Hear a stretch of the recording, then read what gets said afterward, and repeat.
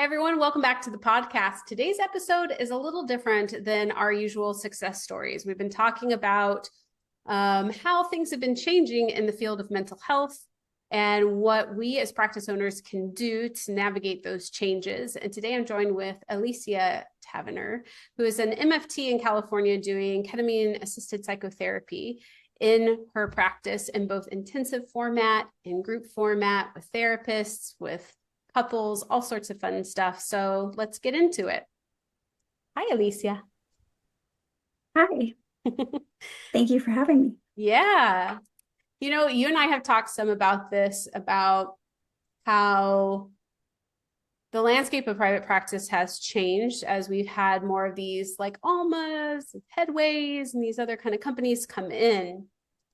A lot more insurance-based practice is happening. There's concerns around the economy. And one of the things that we've been talking about here is how it's important that we stay creative and not just falling into what insurance tells us that we can or cannot do, but really looking at what we think is most effective for our clients and creating the services around that. Mhm. And I think that that's something that you've done. I've watched you do over time, and I wanted to bring you on to share that journey.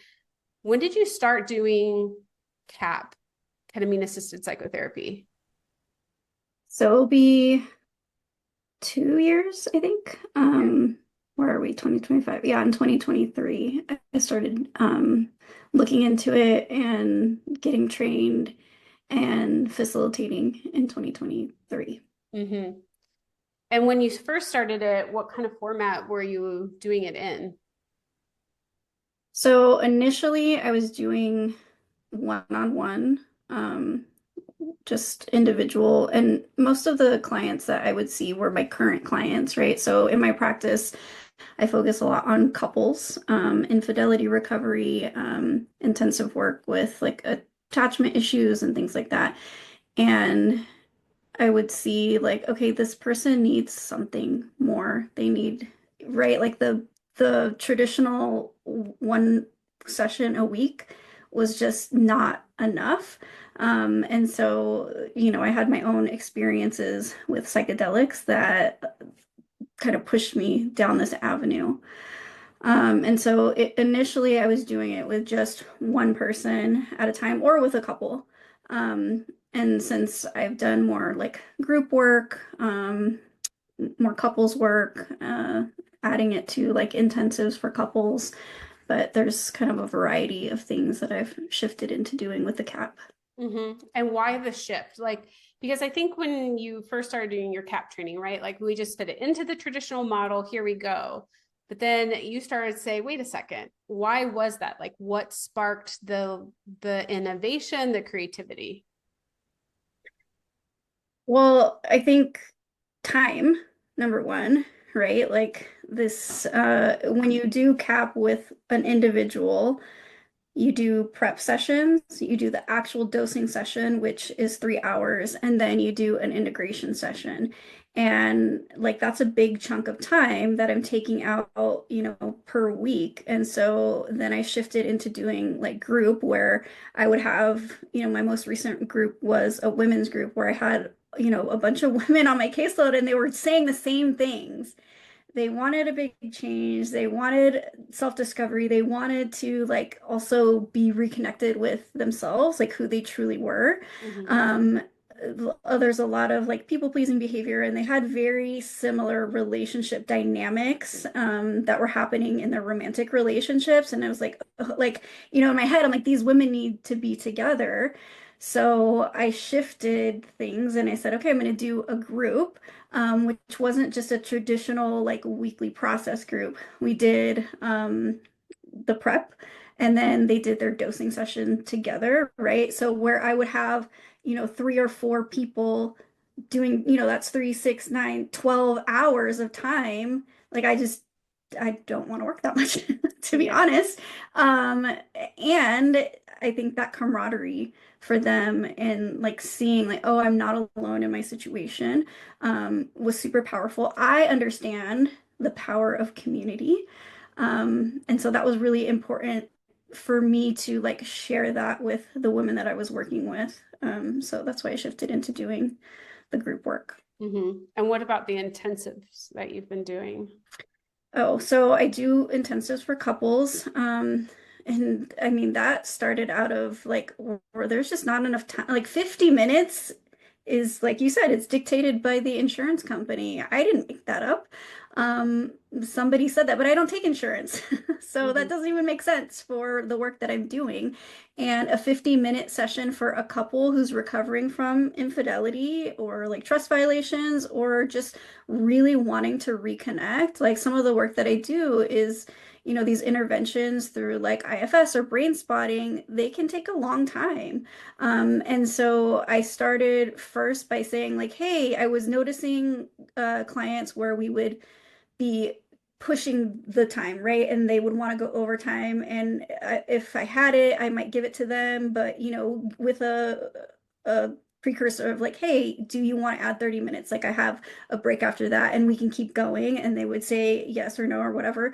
Um, but most of them were like, oh, thank you so much. Because once you start getting into an intervention with somebody and it's like deep work, right? Like an IFS intervention where they're doing some like inner child stuff, that takes a long time. It takes a long time to build trust with those parts, or it can take a while when I'm doing brain spotting to like set the frame and figure out where we need to go. And then, one intervention turns into something else, right? Where I can do an expansion spot or I can just keep going with the flow. Like I love just being in flow of like what is coming up and not saying like, oh, time's up. Because that also feels irresponsible in a way, right? Like when I have these couples who are healing from infidelity and then, they're like basically, pouring their hearts out and everything's out on the table and it's like, oh, I'm so like I can't always wrap it up with a bow and I say that, I'm so sorry. And so it shifted into like longer sessions and then I actually I started doing intensives a couple years ago. Yeah. Um And then I started and then I was doing more like Gottman type therapy. But as I've shifted in my practice to like more of this depth work and like incorporating brain spotting with couples, then it just started to make way more sense. And when I started doing them this way, it was like, oh, this is like so much better. Hmm. And, sometimes clients will be like, wow, we were just here for 6 hours. Like, are you exhausted? I'm like, actually, no, I'm like energized, right? Because we're just in flow and, dealing with whatever is coming up. And it's so fun to me. Hmm. I mean, yeah, it's hard work. And these clients are doing, Infidelity but is so fun to work with. This is what I want to kind of point out to people who are listening and maybe you aren't watching the video and you can't see Alicia's face, but she genuinely loves this work. But I think that part of the reason why I've seen you love it so much is because you are in your own creation and that you've been able to do this in a way that lights you up and that gets better outcomes for your couples and individuals as well. definitely. Yeah. And the couples, they're like, oh my gosh, like we just spent 4 hours. Like I can't believe that went by so fast, because they're in it, it's Mm-hmm. an intense process, but they're also like digging deep and they're in those interventions so intensely and deeply that like when they're done, they're like, oh wow, like that was amazing. And most of the clients that I have, they shift from weekly therapy to like an intensive and then we'll go back to weekly therapy. I do have some couples that come directly for an intensive, but I like to have that relationship established so that they understand how I work.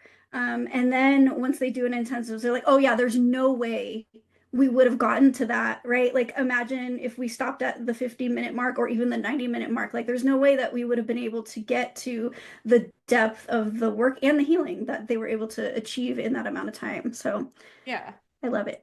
I also like you touched on like your own psychedelic work and how it kind of opened you up to CAP. And I think that that's another aspect too, as clinicians, we need to look at our own personal growth and let it inform like how we work as a therapist as well. Because I hope that I'm not practicing or coaching or in the same way I was 5 years ago. I'm hoping that as Mhm. I grow, that that also shifts the way that I serve, you know? And I think that that's also important in the creativity aspect of like your services and how it's kind of Yeah. paralleled your own process.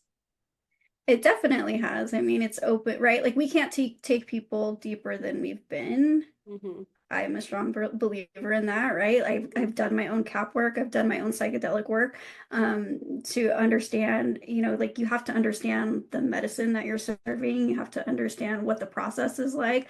But that's shifted and opened up so much for me, right? Even to just have more capacity to sit with clients and, to push them to go deeper as well. Yeah.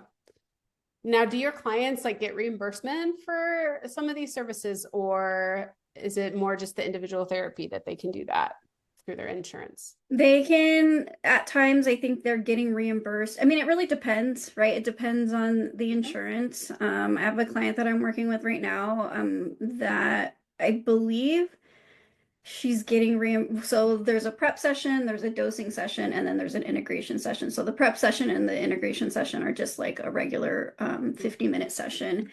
And then I believe she's getting reimbursed for the first hour of the cap Mhm. session. That's three Yeah. hours long. So for those of you that are taking insurance as well, this is something to kind of consider. Are there other services that you can do that kind of take you out from being underneath that kind of insurance umbrella? That does shift that you need to market those services to differently because you're attracting different kinds of clients that don't want to use their insurance. But I think that, you know, as the field changes, these kinds of services cannot be done by just any AI or, like we, No, no, right? Like there's concern about that, no. right? Like AI is already being used for some CBT interventions, for assessments and things like that.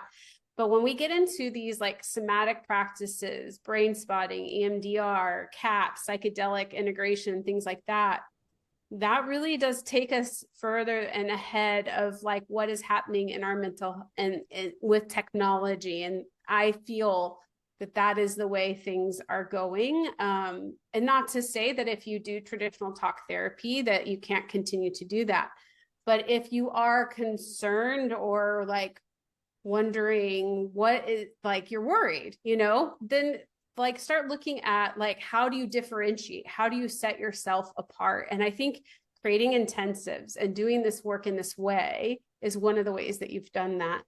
I don't know if intensives are for every therapist either, so I for those of you that are listening like I'll just go do an intensive, there is a method to it. It's an understanding of yourself. What do you think it took for you to create something that you love to do I think my versus own work. services in the past that maybe you did that you didn't love? Yeah, I think my own work, right? Like working very deeply on myself, like Mm-hmm. healing and being in the process of healing, right? And understanding like, oh, this takes a lot of time, right? Like the amount of energy that I've put into like my own personal healing journey and like okay like which wasn't necessarily traditional like sitting across from a therapist for hours. Like yes, I did therapy, but um just seeing how long and how deep I could go. Mm-hmm. But then if I were to put a 50-minute time, stop on that to me was like, oh, okay, I need to do something different. And I was also seeing it in my clients because it was, that parallel was happening where I'm able to like go deeper with them, do different types of interventions, more like somatic stuff, more brain spotting, more IFS. And I think that's how that shifted for me. You've even done like a group for therapists around CAP, correct? Hmm.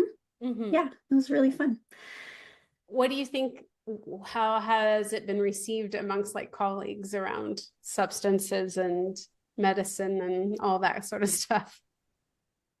I think it's interesting, right? I've done some presentations like for camp, on CAP, and there's like this little buzz, right? Like people are very like curious, and even like I have professionals who every time I see them, they're like, I'm really thinking about that. I'm really thinking about that presentation you gave because Yeah. I think there's a lot of people that are like, I want something more. I know that there's more, Yeah. right? That we can't quite get to, Right. or we can get to, but it takes a lot of time. Mm-hmm. So there's definitely a genuine curiosity. And then the therapists who I have worked with are like, wow, okay, I get it, Mm-hmm. after they experience it themselves. Right. Yeah, I think for me, as a person, you know, my upbringing and that sort of thing, very like strict. Took me a long time to come around to it. And psychedelics have really opened up my healing in a way that I cannot even express. And and I think that if you are going to offer something like CAP, that it is important that you have an experience with it, um, Hmm. and really understand how the medicine works with you, and Hmm. being in consultation, because the more we have experiences with sitting with each other, as therapists sit with their clients, you start to see that like it's different depending on the body, depending Hmm. on the mind, depending on the mindset, set and setting, all of those kinds of things. um, Hmm. so the reason I'm kind of doing this series is not just so much as like, oh, here's an option, pick that, of this will help save your practice. But my hope is that, like, by hearing someone like Alicia, that you are inspired to start considering, am I doing work that lights me up, that I'm getting great Hmm. clinical outcomes with, and that really does align with what I know to be the best care? And if not, how Hmm. can we as a community support each other towards better? Because there's nothing that makes me happier than seeing Alicia just like light up about like, I love this stuff. I'm like, she's passionate about it. Like, you give me a couple and I will cower in a corner and sweat, and like, it's not my thing. Definitely is your thing and definitely your passion. And I feel like, while I don't want our work to define who we are, but if we're going to be in this capitalist system, we might as well eke out as much joy of it that we can, and enjoy the process. Hmm. Yeah, I mean, there's definitely parts of me that are like, I don't really want to go to work today, right? Like, I'd rather go to the beach or hang out with my kids or do something. And Sure. then, I go to work and I, hear, right? Like when I ended my women's group and I asked them for feedback, like, what could I have done differently? How did you find the group, right? Like, I'm always in conversation with my clients about like their outcomes, even from the beginning. And to hear like this was amazing. Like the amount of growth that I was able to achieve in this like short, it was like an 8-week group with the cap. They were just like in tears, like thinking about like where they were when they started and the huge shifts that they were able to have because of not just the medicine, right? But because of the space that I curated for Yes. them, because of the rapport that we had together, because of the dynamic between them, then I'm like, go home, like, oh, I'm really good at this. And this was really fun. I guess I can do this and not go to the beach. I'll still go to the Sometimes. beach at some point. I think, Yes. so for people that are listening, would you say, I mean, my experience of ketamine is that it kind of bypasses blocks in a way. It kind of like helps rewiring, um Hmm. in a way. I don't know how to explain it. How would you explain that ketamine works in a psychotherapeutic? So yeah, I think that it lowers, I don't want to say inhibition, but like if we have these protector parts that are Mm-hmm. online that are saying, that are sometimes we have clients who are very intellectual, right? And they're very in their head, and A plus B should equal C, and they're very black and white. Even though I'm like pushing to do like, well, where do you feel that in your body? And, doing like brain spotting and stuff like that, sometimes they have these protector parts that are online that are not allowing them to kind of get into the nitty-gritty of what they need to process. And so there's a couple different ways that I do cap as well. Like one of them is actually a very low dose, a psycholytic dose, where they're taking a very, like 100 milligram dose, and they're still able to have conversation. But they do find that like these protector parts are kind of offline, and we're able to have more like juicier processes, and they're able to see these things. But what I love about the ketamine is like that window of neuroplasticity too, right? So they have a window of usually about 3 to 5 days post the CAP treatment where um, the ketamine works on the default mode network in the brain. So if their default mode is depression or anxiety, right? Like we're creating these new neural pathways in the brain. And so in those 5 days post cap, like I'm also doing a lot of preparation, and we're talking about like what do you want more of in your life, right? Like, well, sometimes I'm too depressed to get out of bed, but I really want to do yoga, or I really want to have an exercise practice, or I really want to be more connected with my friends, siblings, whoever. And so we're laying that foundation before they even step into like this medicine session, right? And then after that, like those things we know are beneficial for, decreasing depression or anxiety and those things. So, in addition to this really deep session that we're able to have, Mm-hmm. then they have all of the residual things. I feel like it kind of just lifts the veil Yes. of the depression or the anxiety. And my last client that I did a CAP session with, she goes, I feel like my brain, like that was great. I feel like my brain, like we just power washed my brain. It feels so clean. Yeah, I think it's more than an experience. I hope everyone hears that it is about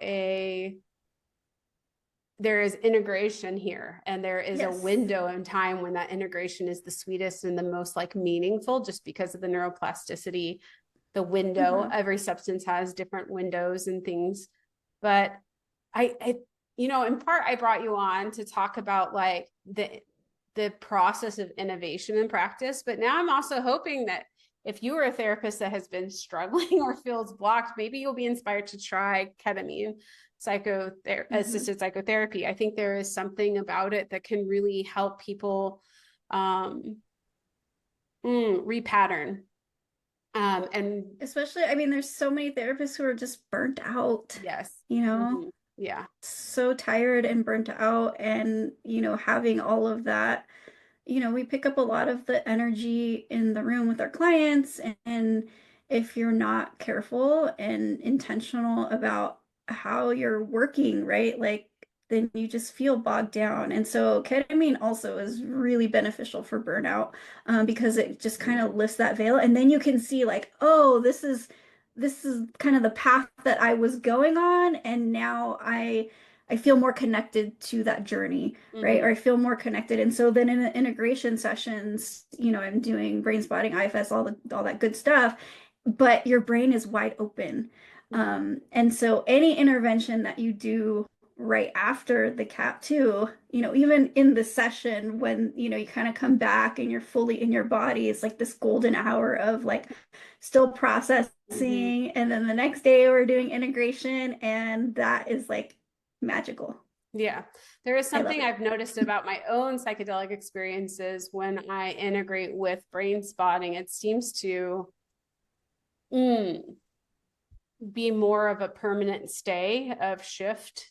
Um, Hmm. and yeah, just way more impactful than if I delay it. I feel like If it's I, like a really strong like anchor, like we're really anchoring yes, in whatever we're working towards, right? Like yeah, post psychedelic journey. yeah. What do you think has helped you stay innovative and continue to look at like how to create in your practice instead of feeling stuck? I think partly like my rebellious nature. Mm-hmm. Like I don't like being told what to do a lot, when it I comes know to like, that. oh, yeah. Um, and just I think also being in community with like other therapists and other people who I see like not doing things just status quo, right? Like who want to like grow and continually shift and change. But also like I like to have fun. I don't want to, like I started my own business because I didn't want to sit in meetings at a nonprofit. I didn't want to, have my day be structured and have somebody tell me what to do. Yeah. So, it's fun. It's, to play and to Yeah. just try new things and like, oh, that didn't work, but I'm getting information, right? I'm getting information for the next iteration of the next group or the next intensive or, whatever's next. Yeah. I love that about you, the rebellious nature. But you do like anytime I've made a suggestion, you're like, yeah, I'll go for that. Like rebellious. I do, but I guess it depends on who it comes from too. Maybe that's what it is. So if you've been listening to this podcast, you're like, oh my gosh, I don't have any creativity. I can't think of what I want to do. Then maybe consider, are you burnt out? Are you in a place that you actually need to take a step back and do some of your own healing? And if you are inspired, and maybe you're curious about CAP, I really encourage you to check it out. You could also, if you're in Southern California, check out Alicia's therapist groups or doing an intensive.